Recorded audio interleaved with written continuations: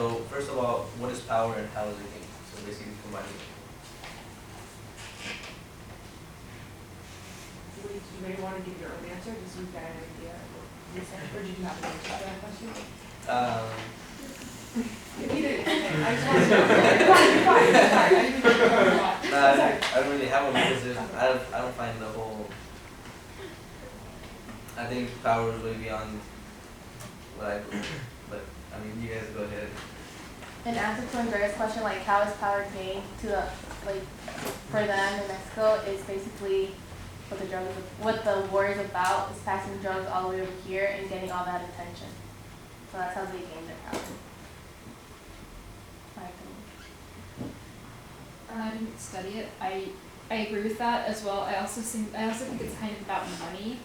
I think a lot of what they're fighting over is the power to be the one selling most of the drugs to the US and to get all the money from that. And so I think that is both for money and power and prestige.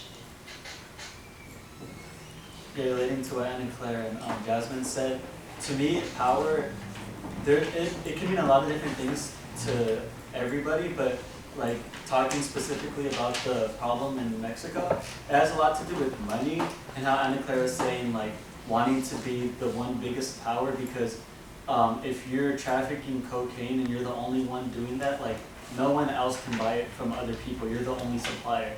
So that's the quickest way to make money. So I think for them having power is to just get rid of like the competition and make the most money you can, and like trying to do it without like the least amount of attention because when you gain attention you become more of a target, and so that kind of puts like an arrow on your head.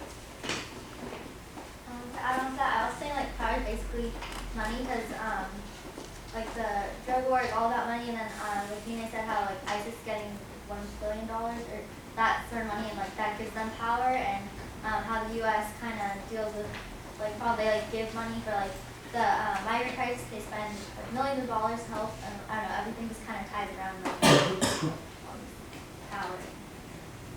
Building on, it's kind of, I don't believe that like money is like the end goal, but I do believe that the power that they're after is like the ability to have other people do what they say, and by like selling these drugs and gaining all this money, they become like they can influence people because they're so like big and powerful. In the sense they have all this money, they can buy weapons, they can pay people off to like turn the other way. And so by doing this, they sort of get influence over people and things, and I do believe that's the end goal for them. Go ahead.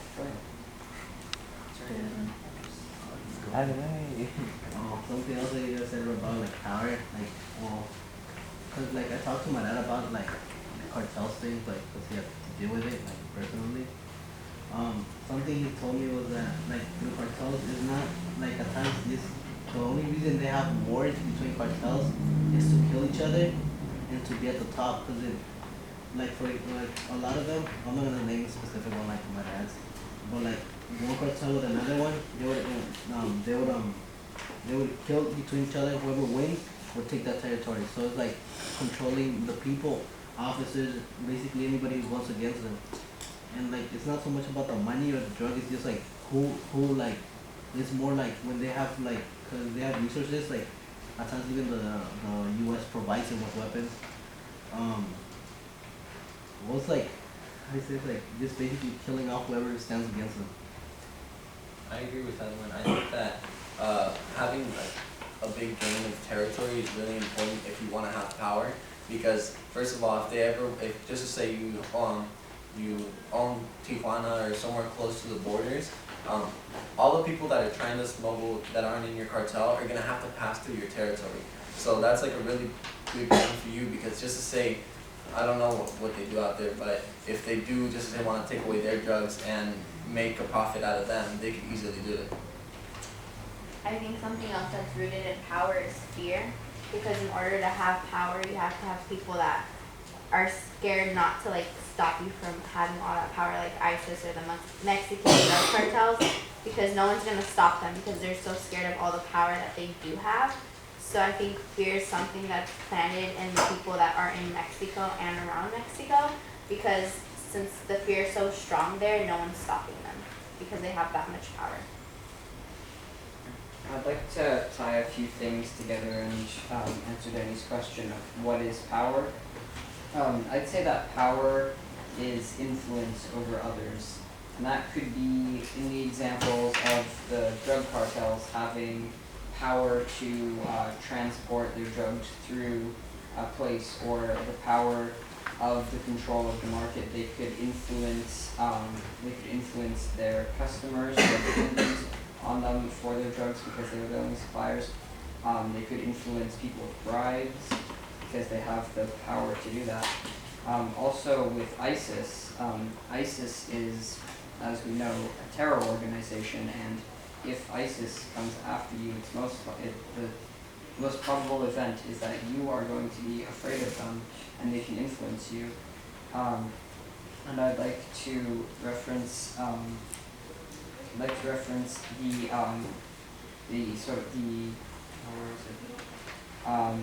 like to reference something that's, I'm not sure how closely tied to ISIS it is, but the San Bernardino shooting. That was a terrifying incident, and people in the vicinity of the attack then apparently went and bought guns to protect themselves after the shooting happened. These terrorists who shot all of these people have influenced, whether they knew it or not, they've influenced all the people in the surrounding area to go purchase guns, to go arm themselves, basically to take action, and I'd say that's what power is. Do you think that everything started out like that? Like, do you think all the people selling drugs started out like wanting to have power, or do you think they started out maybe because they were like poor and they needed money? I feel like it depends what the situation is, because like if you're in a desperate position and call for like desperate measures, like if you're like really poor person and like want like if you have family and want it better, but at the same time like if you already have money, then it's just like to be like feared or something. But it's just depends what like your situation is. I think that like most of them started off like with I'm broke, I need money like to help my family or something. Or like I don't have anything, so I need something. So then they turn to like these drug wars where then they feel like they get all this money and then they just want the money to keep coming, you know. So then they just like stick with it instead of like letting it go after they have money. And I think also like once you're in, you can't, it's like hard to get out because they're like after that. Like you already know like how we do things and like what we do, like we can't let you go now. Yeah, so adding on to what Andrea was saying, I think that most of the people that join cartels it's because they're in like a really bad financial state and they need quick money. And so a kind of like side question is these people join these cartels to make money, but they make a huge sacrifice of their life is at danger and also their families, like their family members' lives are in danger. So the side question would be, would you guys be willing to make a sacrifice like that for money? So is your life worth like quick money that you make? And a lot of people take that risk and a lot of people die all the time over this. So it's a really big like decision to make. So would it be like stay poor and like you have your family and everything, or risk your life and then the lives around you?